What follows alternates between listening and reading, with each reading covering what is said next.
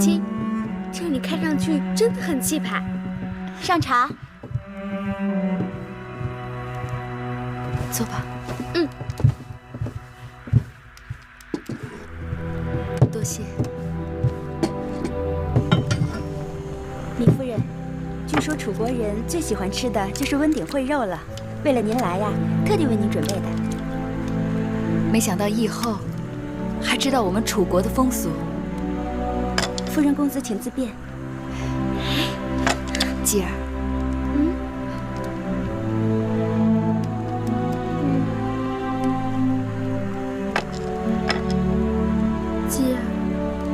继儿要等大姐姐来，继儿不可军前失仪。以后政务繁忙，一时无法脱身，我们等等无妨。义后。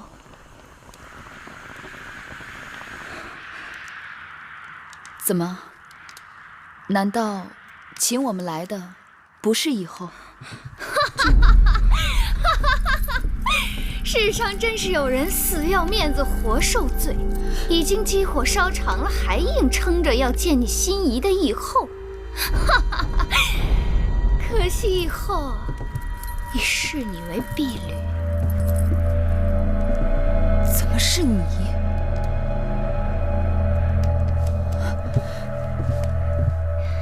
十几年不见，月妹妹，别来无恙啊！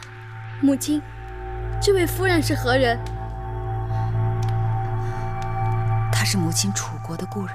想来，这位就是秦国质子公子季了。我是何人？我不仅是你母亲的故人，还是今日设盛宴款待你们的主人。我夫君一人之下，万人之上。我是燕国国相的夫人。今日也是你一手安排。看起来你确实穷途末路。听到杯盏之声，就这么快奔到我这儿来了。这黄金台华宇楼阁，这厅内温暖如春，该没有让你失望吧？哼，富贵不过是过眼云烟而已。的确是过眼云烟。你给秦王当印妾，刚刚享用了几日富贵，就被赶出秦国，茫茫如丧家之犬，急急如漏网之鱼，可喜可贺啊！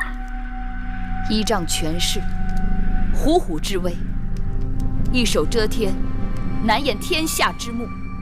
我不图掩天下之目，只让国相对我言听计从，已足矣。既然妹妹到了燕国，我该尽地主之谊，全力款待才是。这么说，让人偷去我的钱财，放火烧了我们的住房，也是你一手谋划？哪里用得着我谋划？勾勾手指，便有无数人争着去做。无耻！米夫人且慢。既然你如此有骨气，为何对我的施舍受之不却？什么施舍？我绝对不会要的。这裘长凤履并非凭空而来，你和公子身上的每一寸履，都是拜我所赐。你我言语不合，话不投机，物归原主才是正理。米夫人，请吧。这冰天雪地、赤身露体的，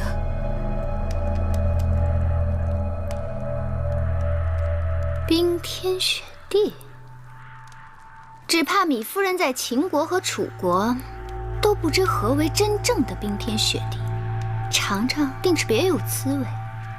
但赤身露体从这黄金台走出，却有碍风化。赵臣在。米夫人，这是我在大街上从2个冻死的乞丐身上扒下来的衣裳，也许正适合你们二人的身份呢。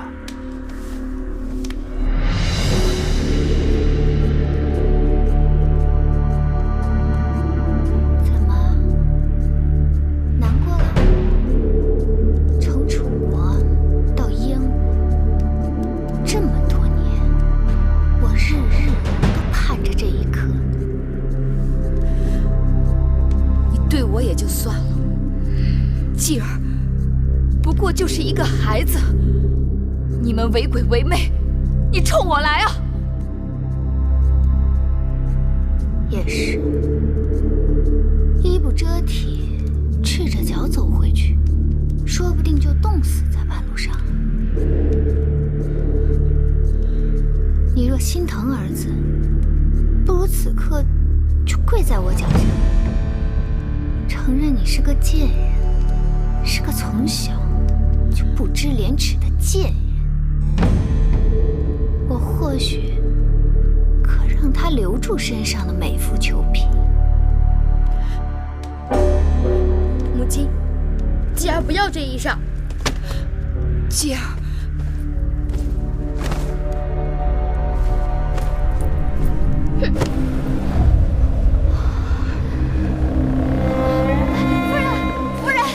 夫人，他们把你们怎么了？这会都坏的。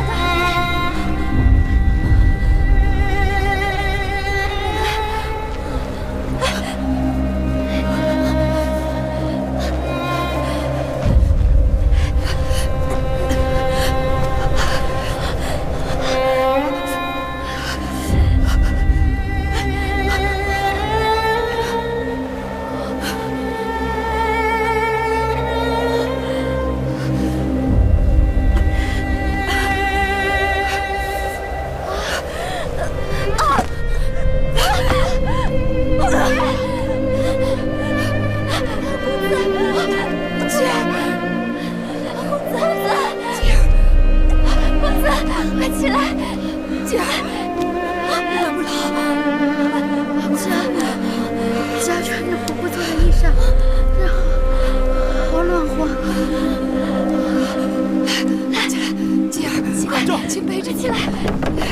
这，少妇停车。快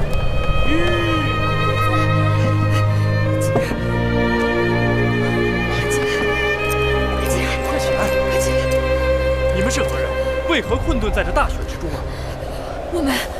我们是秦国之子，这是糜夫人后宫子介。在下苏秦，在秦国与糜夫人曾有过一面之缘。快请贵人上车。多谢，快继儿，多谢。来上车，公子，上车。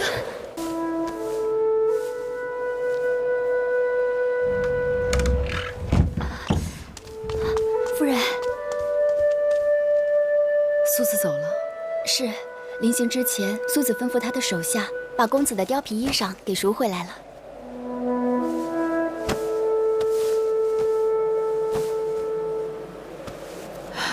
苏子救我和继儿于危难，并为我们请医买药。苏子说：“世态炎凉，万物刍狗。”他让我们好好照顾夫人和公子。他说，若有什么急需，我们可以去黄金台找他。亏得魁姑没有看到我等的遭际，否则岂不让他心碎？那个芈音简直是个邪魔恶鬼，定不得好报。香儿，你可去打听了，那芈音是如何到的燕国？打听了，苏子的手下告诉我，当年在楚国，因为公子歇逃婚，芈音的婚事搁浅了多年，变得高不成低不就。那后来呢？后来芈音嫁到燕国，本来是想做燕国王后的，可是没想到齐国趁火打劫，从中插了一手。那芈音千里迢迢嫁到燕国，还没做成王后，却险些做了乱刀下的亡魂。再后来，她就遇到了那个做了多年官夫的郭伟。当时的乱象可以想象，郭伟依仗秦国和赵国的力量平乱，又被燕王拜师拜相，定会让芈音不顾一切地投入他的怀抱。而米因楚国公主的身份，也让郭伟倍感荣耀，因而对米因百依百顺。怪不得那个米因敢如此嚣张呢。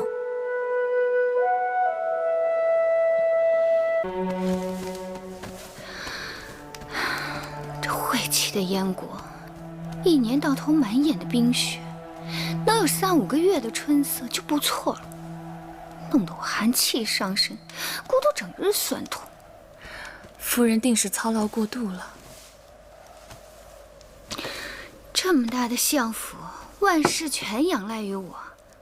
我若不斟酌计较，劳心劳神，谁来操持？夫人说的是。就这么还有失手的时候。那日，我满心以为那个贱货被我赶出黄金台，定会毙命于大雪之中。谁料竟被一个好事的家伙搭救，捡回了半条性命。竟有此事！一个叫苏秦的东周世子，胆敢坏我大事。原本想让人给那家伙点颜色看看，可下边人说他是相爷新寻到的宝贝，动不得他，真是气死我！相爷今日回来的好早啊！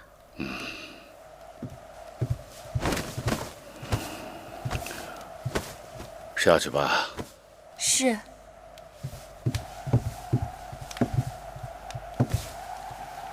什么事啊？进门就冲我耷拉着脸。夫人，你与那秦国质子有何过节？一定要置他们于死地？相爷的话真好笑，我与他们有何过节？明明是相爷上次回来提起秦国会后来信，说让咱们不必善待他们，让你为难得很。我可曾让夫人帮我的忙？相爷既然有难处，妾身替夫君排忧解难，有何不可？大胆！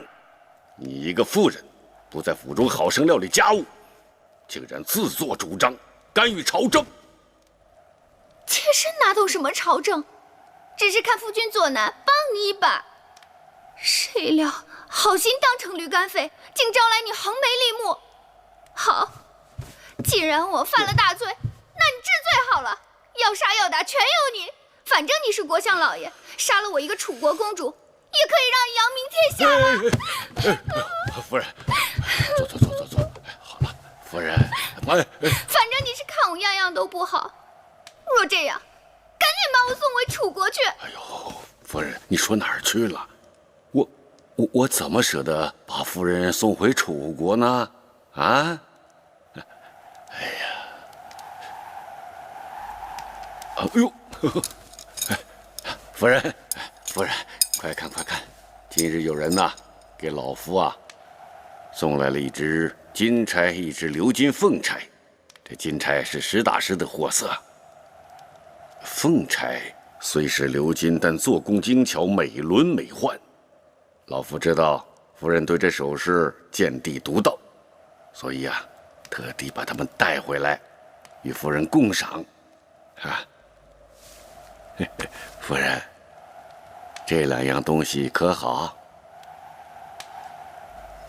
哎，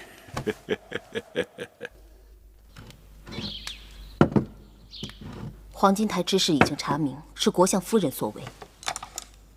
我记得国相夫人也是楚国的公主，难道他们相识？我询问过一些人，没有人能说出所以然。若不是他们曾经有过节，那国相夫人的所作所为，很有可能是国相的意思。你为何不明示国相，不要难为芈月母子？你真以为燕国的大权在我和侄儿手上吗？名义上侄儿是燕王，我是燕王之母，可实际上朝堂的政务还不都是郭伟一手包揽。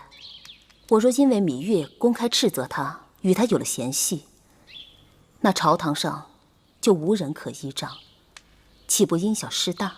照夫人这么说，事情就难办了。眼下对芈月他们来说，一碗热粥比一箱珠宝更为紧要。或许不用我们出面，就有办法可以帮到他们。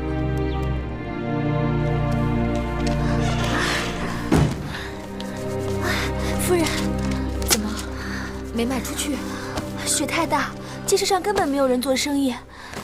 刚才遇上赵晨，他盯着我们要炭火钱和房钱，我气得骂了他一顿。他给的炭火根本就点不着，还有这破房子四面透风，可房钱都快赶上一间上等的贵客房了。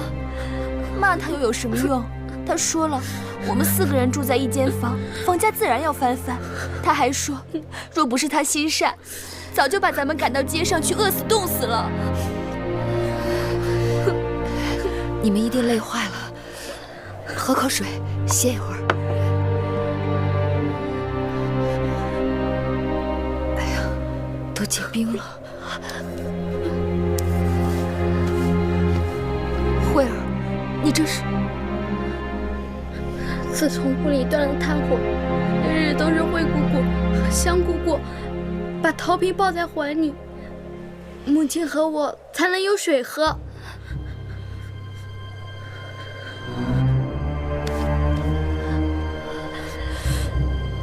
这样不行，若是雪再不停，我们就只有等死了。夫人，除了这些书简还能卖几个钱，我们已经一无所有了。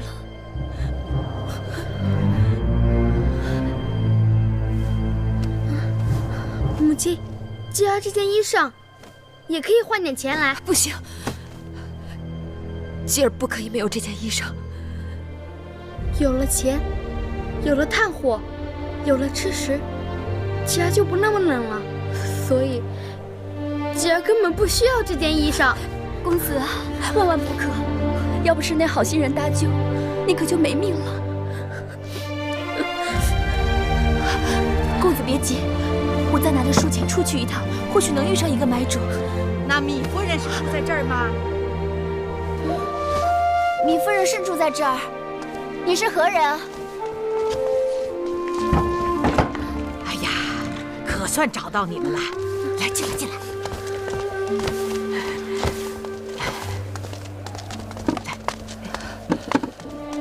这位可就是米夫人，是老身是西市的牙婆，人称五婆。婆婆免礼，不知婆婆找我有何事？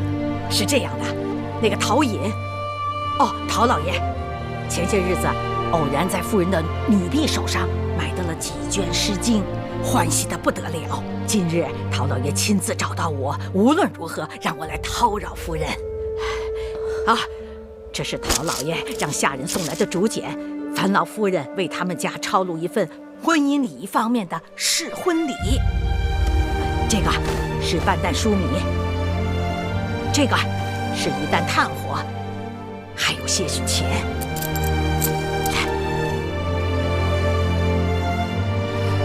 来，夫人，您收下。试婚礼抄好后就送到陶老爷家。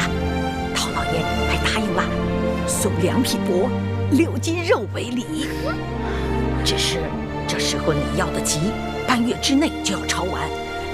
不知夫人意下如何？夫人，我们夫人身子不好，况且这试婚礼又有好几卷，如今我们手头没有原书籍，若是让夫人字字默出来，这半月的时间是万万不够的。老身不瞒姑姑，那个陶隐原是工匠出身，是前些年打仗立了功才封的官，不是什么世家，家里礼乐方面的典籍都是没有的，所以急需诗礼方面的典籍，庄严门面。时间是紧了些，劳烦米夫人赶一赶。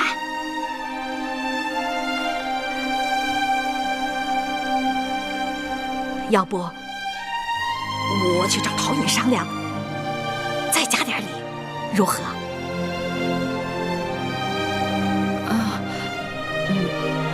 礼乐本是圣贤所传，如今却让我拿来贱卖，换取肉食之物，实在是愧对先贤了。若再讨价还价，岂非斯文扫地？他们既有向礼之心，我多花些时日，半个月，该是能磨出来的。那就谢谢米夫人。母亲，继儿也可以帮忙。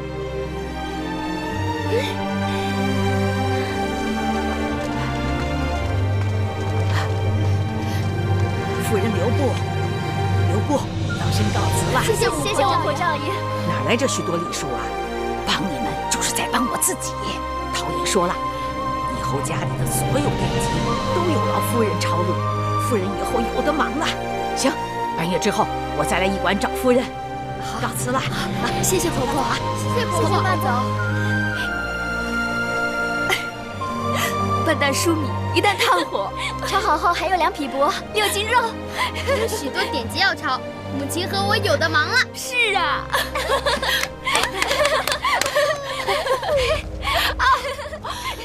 太冷了，快进屋吧。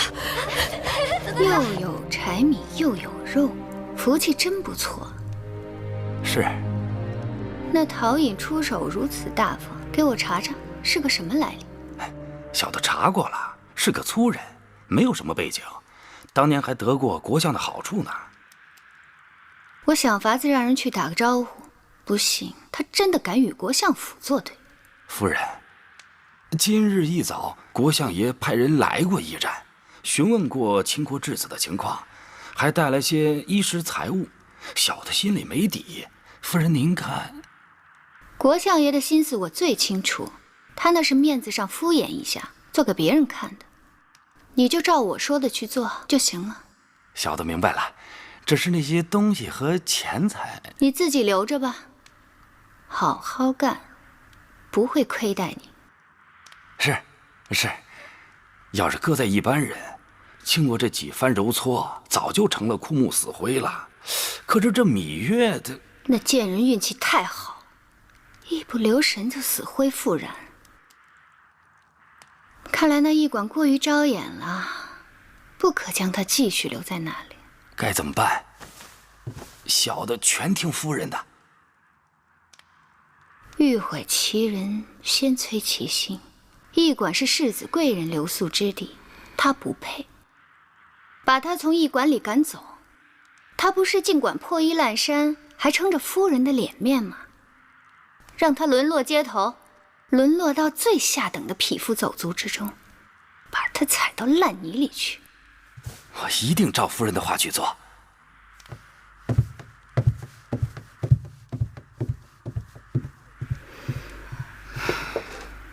夫人，何事？灵儿担心。担心什么？担心相爷。既然芈夫人，那个贱人已经沦落至此，再无翻身之日，夫人何苦再劳心劳力？不妨由她自生自灭，免得让相爷知晓，心中不喜。他喜与不喜关我何事啊？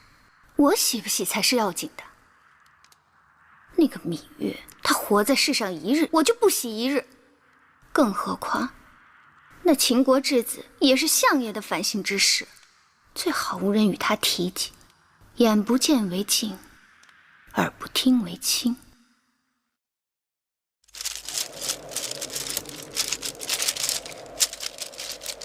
这是婚礼的最后一卷，明日抄完，婆婆就可以拿走了。这其中也有公子的功劳，姑姑要怎么犒劳公子才是呢？婆婆会带来肉，对吗？是啊。哼，继儿好想吃肉，我要饱饱的吃一顿大肥肉。好，大肥肉，母亲答应继儿。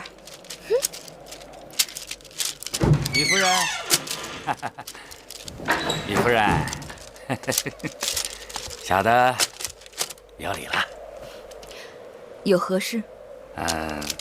这间屋子整理得干干净净的。哟，这屋挺暖和呀，还有这个大火盆呢，你看，这烧得不错嘛。我们好像不欠你房钱。哦，不欠，不欠。因未向议程赊账。没赊，没赊。那既然无事，议程还是自便吧。没看夫人忙着呢吗？那咱就长话短说。李夫人，过2天这驿馆啊要来贵客，所有的房间呐都包出去了，啊，也包括这间。所以呢，就劳烦你们几位另谋他处吧。啊？什么？你要把我们赶出去？不是赶，是请出去，请出去。按照规制，各国质子来往都驻驿馆。你把我们赶出驿馆，是何道理？糜夫人，这驿馆就这么大点的地儿，来的都是各路的贵客，自然谁给的价钱高，就让谁住嘛。我们的房钱已经比别人高出许多，你这是故意刁难，还有王法吗？别跟我这儿大呼小叫的，这是燕国的驿馆，不是你们秦宫。论王法，我比你清楚，跟你们打声招呼那是客气的，若不知趣，愣要纠缠，休怪我赵臣翻脸无情。你知道了，容我们再住几日，收拾东西。哎呀，你们这是叫花子搬家，哪有什么东西可收拾的啊？我们交了房钱，日子还没到呢。那就赶快吧。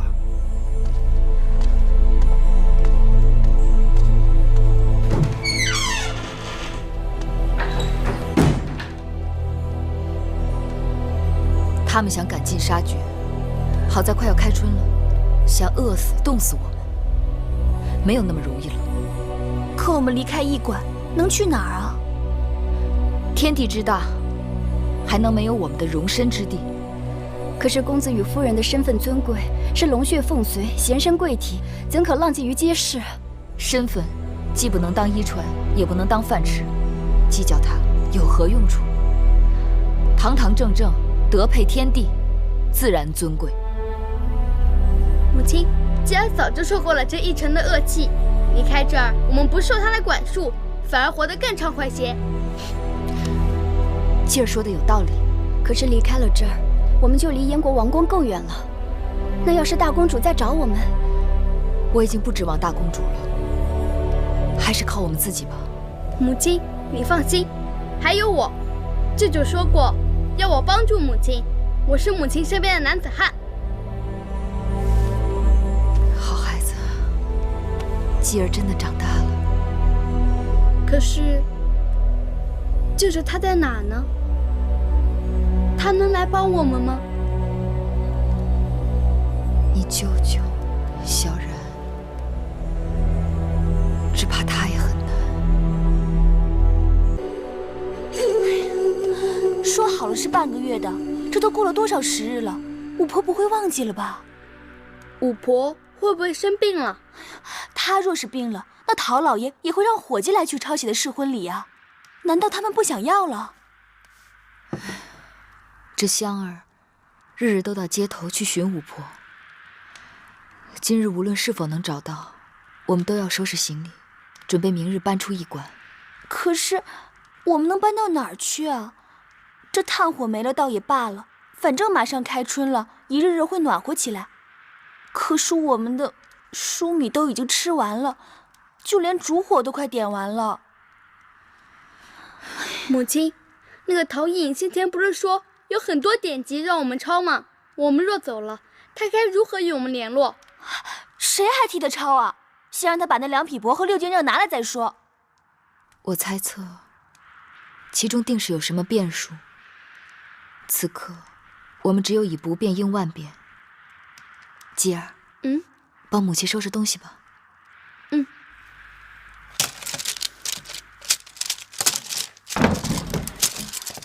香，找到人了吗？那不是婆婆，婆婆来了。辉儿，倒水。哇，婆婆，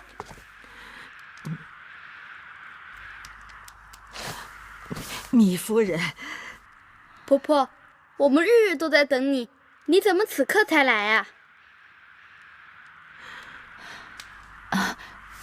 香儿，你们是如何碰上的？你们以为我在哪儿找到的五婆？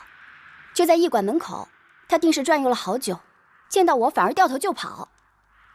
糜夫人，五婆，我对不起你们，我对不起你们。五婆，看来你是遇上难事了，不妨说出来。糜夫人，前些日子我不是带着下人来吗？让夫人抄录试婚礼。可回去不到10日，那个陶尹就派人来知会我，说他改主意了，让你们抄的试婚礼他不要了。无论过去承诺过什么，都不算数了。当然那些柴米、定金他是不会要回去的，只是答应的其他东西，2匹帛、6斤肉，想都别想了。这个陶尹怎可这样言而无信？既然陶尹食言，婆婆就该早来知会我们。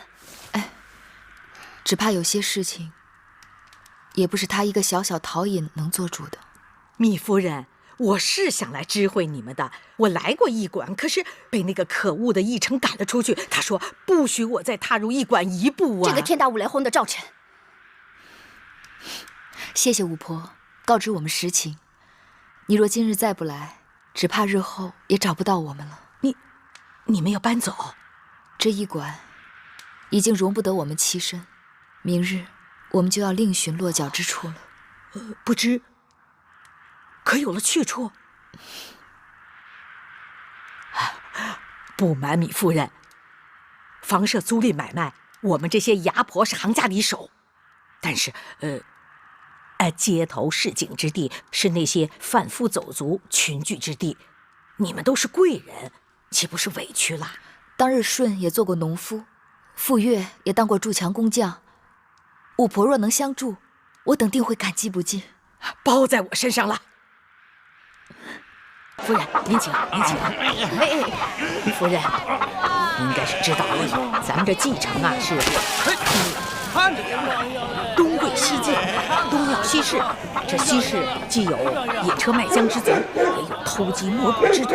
夫人，您可得多担待点啊！巫婆到了没有啊？到了，前面就是了。我们已经看了2家了，第1家都是下酒楼的卖艺人，第2家鸡飞狗跳都是摆摊贩的。我们夫人要求可不高，一是要清静，2是不要过于局促狭小，3是不必多说了，能清静就已经很好了。夫人放心，这一家是最好的，既清静又宽敞，保夫人您满意。夫人，到了，就是这家。甄嫂，甄嫂，就在这儿。甄嫂，甄嫂，开门！甄嫂，你们找谁呀？这屋里的主人。石头，这院里无人，只有鬼。别胡说！石头，回家。小孩子胡说，不可信。走，石头。娘亲，我告诉他们这院里有恶鬼，婆婆说我胡说。哼，若是没有鬼，那便是谁住进去，谁就会变成鬼。谁住谁变鬼。你这妇人也是做娘亲的，如何教的小孩子？别理会这些人，回家。我不回家。嘿，你这小冤家，讨打呀你！走，怎么回事？别理他们。甄嫂，甄嫂，哎呦，你在家？我以为你出去了。哎，夫人，就是这家。甄嫂，来，我给你带客人来了，租你的房子啦。夫人，请进，请进，来呀，来，您到这边看，来，来，快，这边，您看看。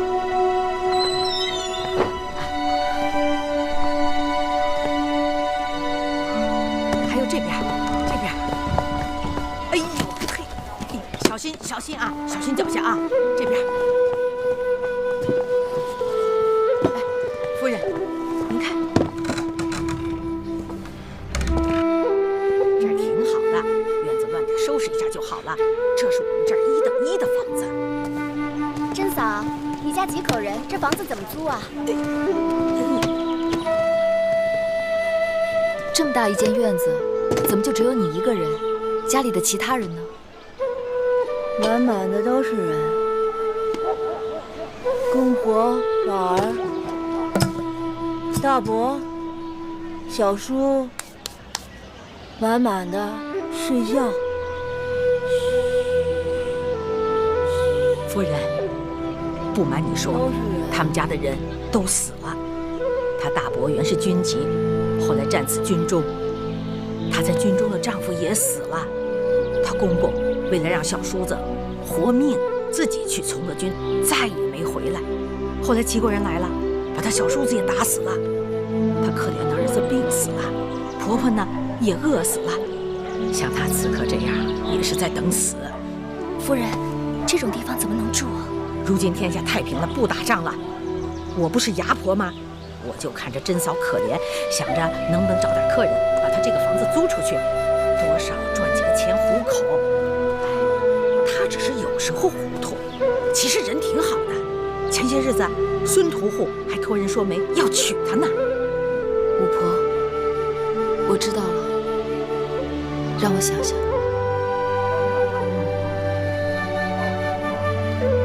我想了半日，那院子走进去，的确叫人心寒。那哪是人住的地方？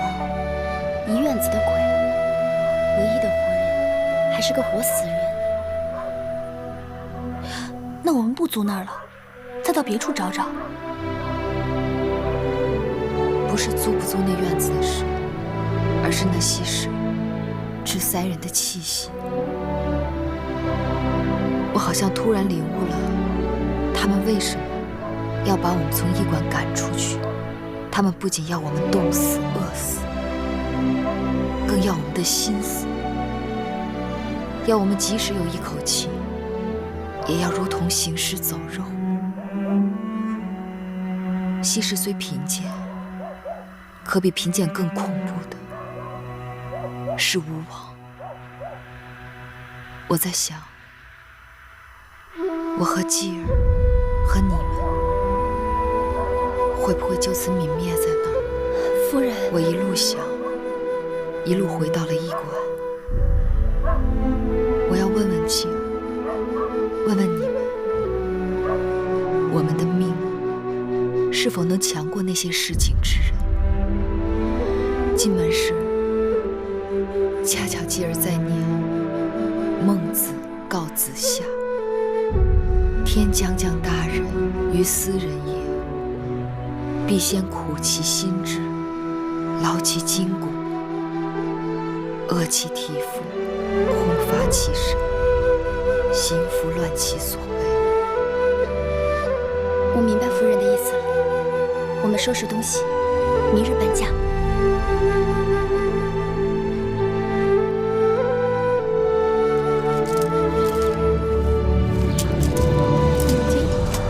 搬过去的地方真的有鬼吗？鬼与人一样，也分善恶。那我们住的地方是善鬼喽？季儿已经将葵婆婆做的皮衣包好了，季儿搬到新的住处去。婆婆夜晚来看我，不会找不到季儿吧？不会，葵婆婆会在天上看着我们，我们去哪儿，她就会跟到哪儿。嗯。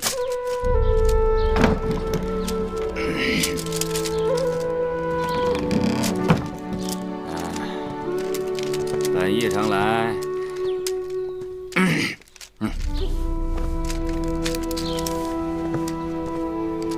你把招子给我放亮点，知道吗？哎，这驿馆人杂，也许有人趁着搬家之际顺手牵羊呢。是。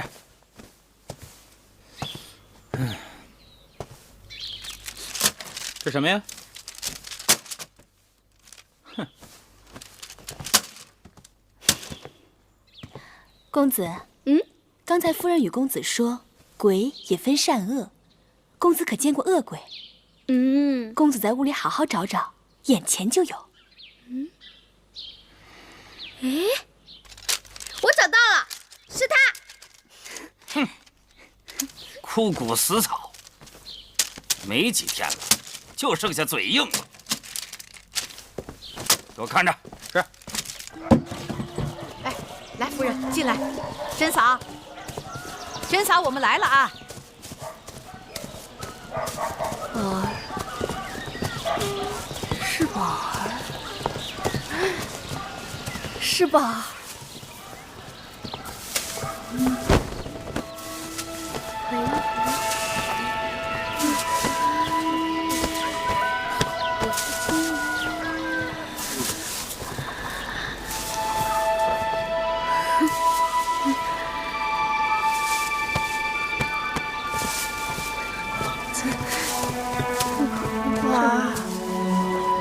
宝儿，喝水。多谢大嫂，我叫银记，你可唤我记啊，我不叫宝儿。你就是宝儿！公子，这咋说松开？松开！姐，没事，你就是我的宝儿！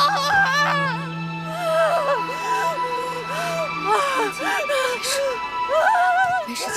公子，我去看看。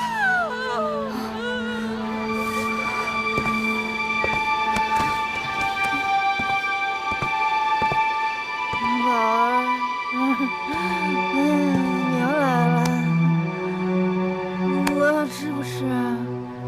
啊，宝儿，宝儿，宝儿，我的宝儿，是不是？宝儿，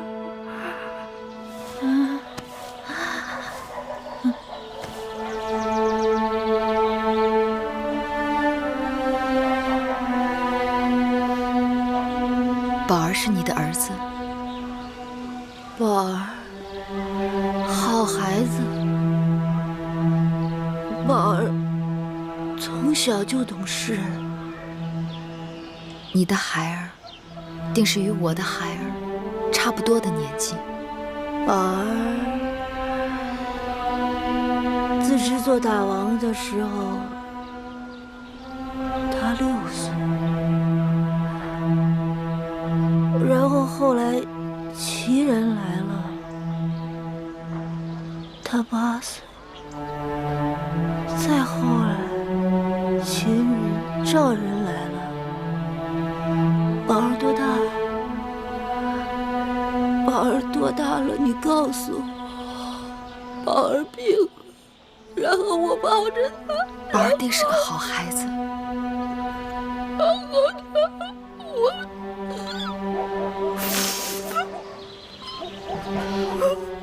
后你没了骨肉，唯有亲人也不能相聚。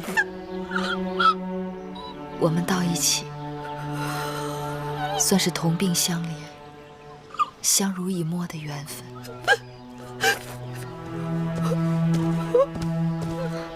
母亲，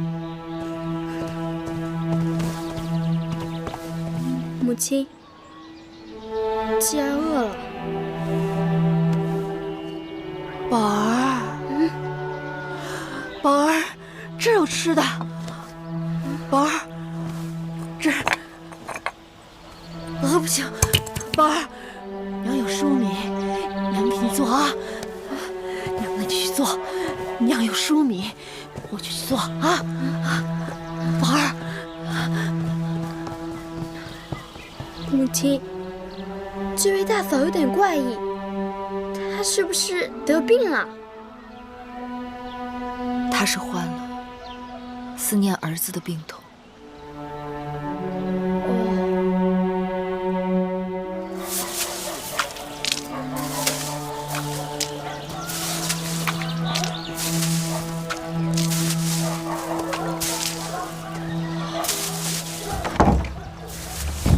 哟，婆婆来了。公子也在干活啊。要不是刚才看到甄嫂也站在这儿，我真以为自己走错地方了呢。如此干净。宝儿，手凉不凉？不凉。宝儿好孩子，懂事。宝儿好。甄嫂肯说话了。懂事。难道他以前不说话的？宝儿。自从他的儿子宝儿病死以后，他整天只跟屋子里的鬼魂说话，除此之外便不肯开口。五婆来了。哎，你家夫人呢？在屋里呢。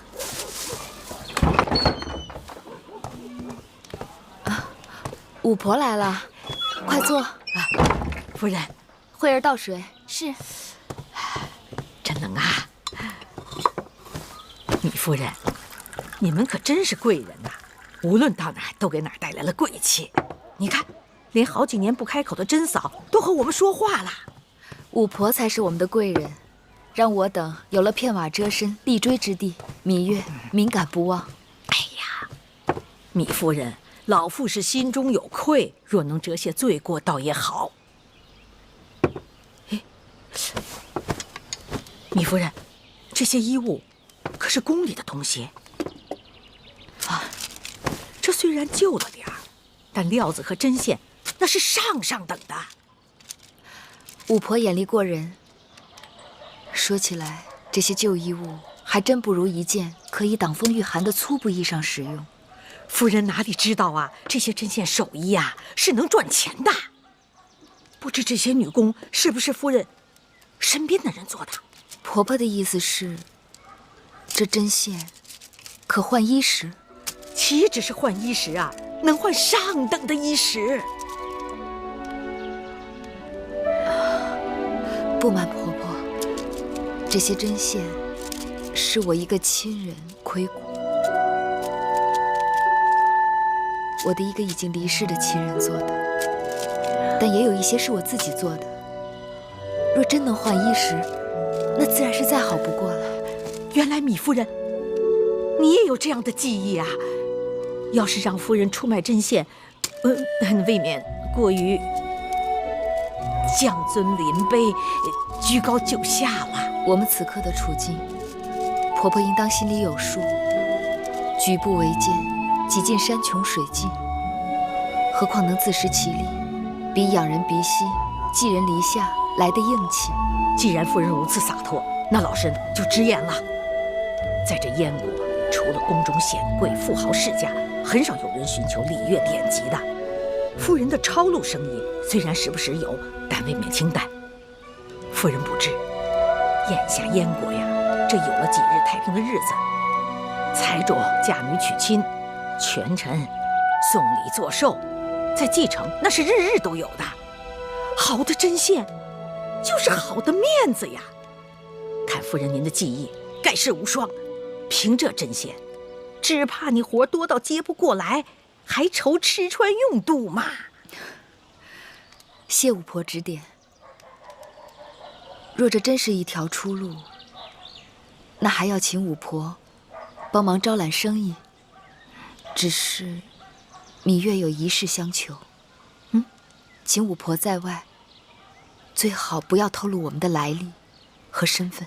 夫人放心，这个自然。以后怎么样？芈月他们有消息了吗？左大夫告诉说，自从国相的手下去陶尹那边传了话，陶尹就不肯再帮忙了。因为您曾经有话，不要提及这是宫里头的意思，左大夫也就不好再强求陶尹。芈月他们被赶出驿馆后，有人说他们好像搬去了西市，奴婢几次托人前往西市打听他们的去向，都杳无音讯。西市乃引车买浆卑微之地，搬到那里栖身，岂不玷污了王家身份？更何况他们是秦国质子，对继承人生地不熟，离开驿馆，他们该如何活命啊？是啊，芈月他们这次真的难了。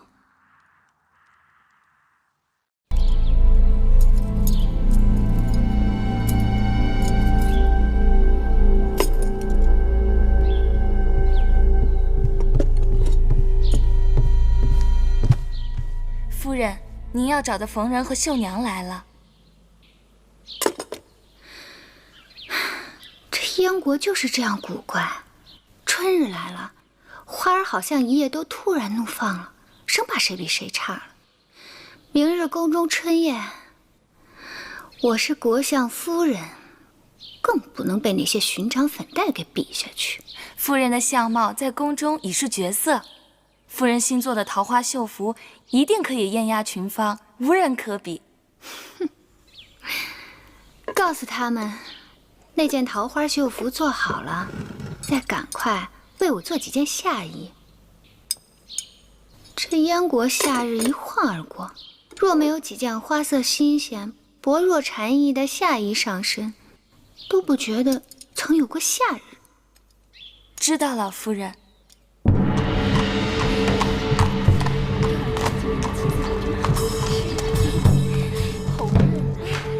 这不是冯夫人吗？郑夫人，见过夫人，见过夫人。百嫩兮如此红光满面，您今日的装扮真是漂亮啊！您真是过奖了。见过王夫人。郑夫人今天真是光彩照人呢。夫人这套衣裳真是华美异常啊！您真是过誉了。是啊。国相夫人，国相夫人。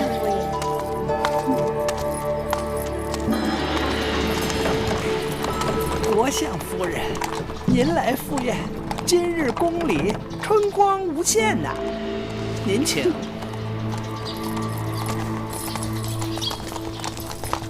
齐国对燕国一直是虎视眈眈，企图吞并燕国的国土。燕王决议联络诸国，结盟立约，共同讨伐。楚王早有与燕国交好之意，所以楚王一收到燕王的来信，即刻派我出使燕国。哎呀，老夫自知是坐在了火山口啊！燕国国力衰退，我国委虽然没有管仲那样改天换地的能力，但却有一腔耿耿忠心，上不做天，下不愧地。老夫定会竭尽全力，敦促大王母子听从苏先生和黄公子的忠告，尽早确立与楚国和其他诸国的联盟。如此最好。国相，子歇既然来到燕国，还有一个不情之请啊，但说无妨。听说秦国公子季与其母芈夫人在燕国当质子，不知眼下情形如何？黄公子与他们相识？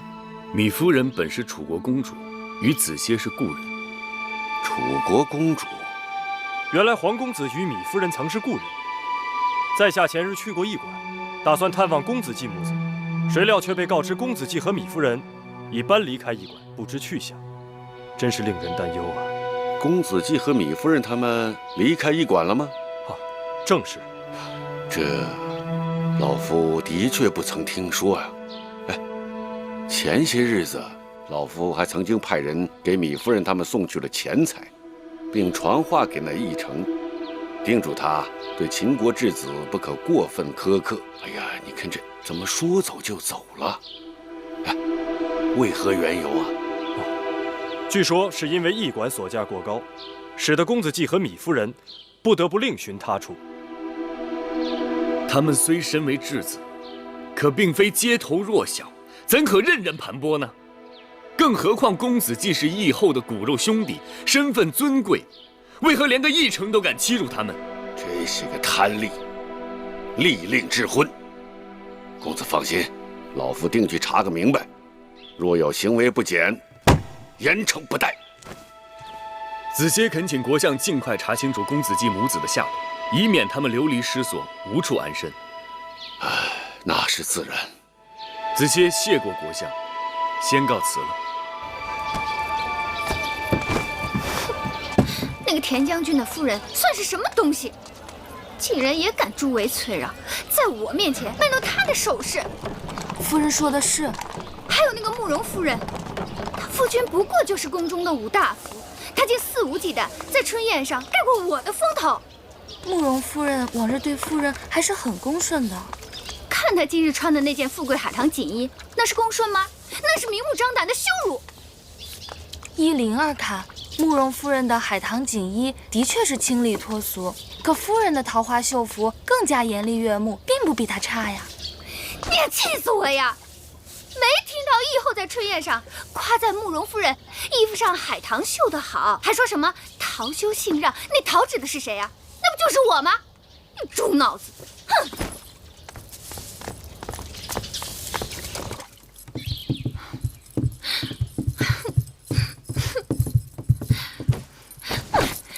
夫人满面春风而出，一脸冰霜而归，是何人招惹了夫人呢？还能有谁？田夫人、慕容夫人，还有义后。这样说来，春宴上的人有一半都开罪了夫人。国相爷做主，府里的那些缝人和绣娘偷懒使滑，都是因为他们不肯尽心尽力，才让我在春宴上丢人。夫人的意思是，府里的缝人串通了春宴上的夫人们，故意惹国相夫人生气了。好了好了，别生气了，来，喝杯茶啊！来。茶都凉了。灵儿，重新去烹茶。是。今日府上来了一位宾客，向老夫打听一个人。打听什么人啊？秦国质子公子季的母亲，芈月，芈夫人。你什么意思啊？老夫也是刚刚知晓，芈夫人竟然也是楚国公主。那又如何？这样说来，芈夫人该是你的姐妹吧？别跟我提那个贱人。为什么？她不配。她不配做什么呀？不配做楚国公主，还是不配做你的姐妹啊？我说了，别跟我提她。既然你对她讳莫如深，定有原因。若让我不提也不难，但必须讲清楚究竟。更让我百思不得其解的是，那黄歇也算名头颇大，也是举世英才，但与我说起那芈夫人的情形时，却是一副关心则乱的模样。黄歇？你是说楚国的黄歇在打听那贱人的情形？不错，正是楚人黄歇。十几年了，他还对他神魂颠倒，念念不忘。好个贼子狂徒，胆子不小，也敢在我府上出现，就不怕我戳瞎他双眼，撕了他的皮？这么说，夫人与他也有嫌隙？什么嫌隙？是深仇大恨。他当年使尽手段羞辱我，使我哀痛欲绝。你是我夫君，本该替我做主伸冤，却开门一刀，将仇人恭恭敬敬地请进府里，令妾身再次蒙羞。哎呀，他是楚王派到燕国的使臣，来与燕国商谈结盟之事，算是我的贵客。我能怎么办？棍子打他出去？将他送进继承大狱，砍掉他的双脚，拔掉他的舌头，将他扒皮抽筋。夫人莫不是没听清楚老夫刚刚说的话呀？他是楚王派来的使臣，两国交战不斩来使，更何况眼下楚国正打算与燕国结盟。我不管，我要他们死，我要他和那个贱人马上都去死。话已至此，老夫的好奇之心是越来越重。夫人可否告知原委？看一下，看一看啊！这绣活继承哪儿找啊？谁见得到啊？看，巫婆，这双小鞋几钱？10钱，看一下啊！明日啊，我外甥过满月，我看这小鞋送的很合适啊，就是价钱高了点。你仔细看看这做工，10钱值不值？若是不值，你再来还价啊！这个说的也是，10钱就10钱吧。哎，挺漂亮的。巫婆走了，好，穿着好了再来啊。好。巫婆，这东街药店掌柜他新娶的小妾，下月就要生养了。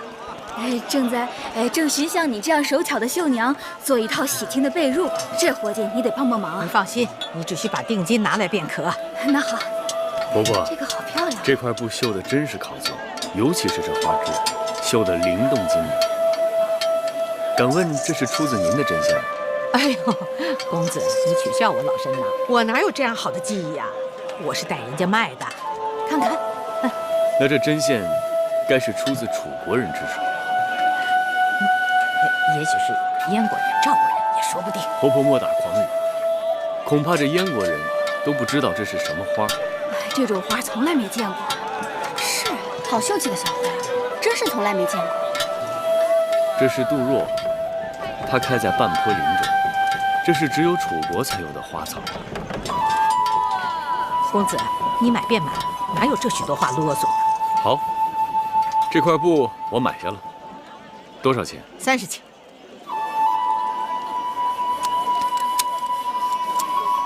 这是50钱，只是求婆婆告知，这针线究竟是出自何人之手？我不卖了，我不卖了，我家里还有些事情，我没有时间跟你在这啰嗦。我说买当然要买，婆婆留步。这50钱请收下。婆婆，在下楚人黄歇，为寻故人特地来到蓟城。若婆婆知晓一二，望如实告知，黄歇必有后谢。哎，婆婆。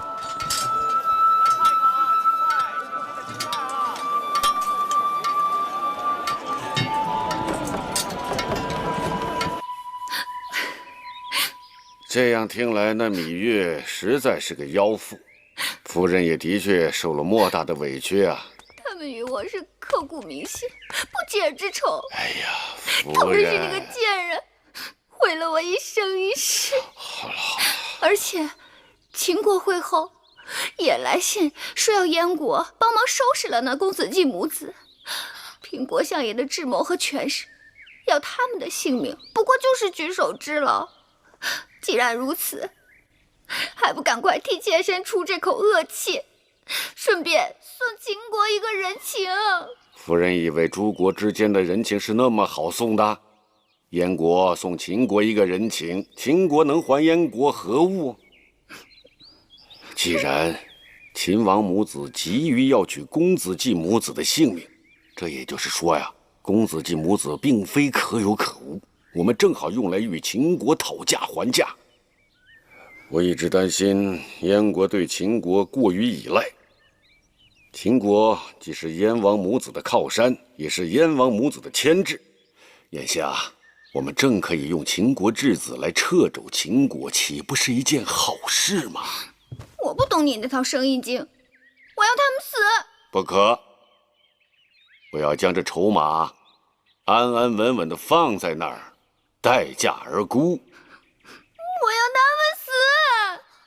可我还没有想好他们的价码。他们若不死，妾身食不知味，夜不能寐。公子季母子干系重大，一动而牵全局。你已经使了手段了，让他们吃尽了苦头，眼下他们流离失所，生计艰难。夫人只当是让他们自生自灭了，如何呀？说来说去，你还是不肯为我做主。这件事到此为止，夫人该撒手了。我若不肯撒手，又怎样？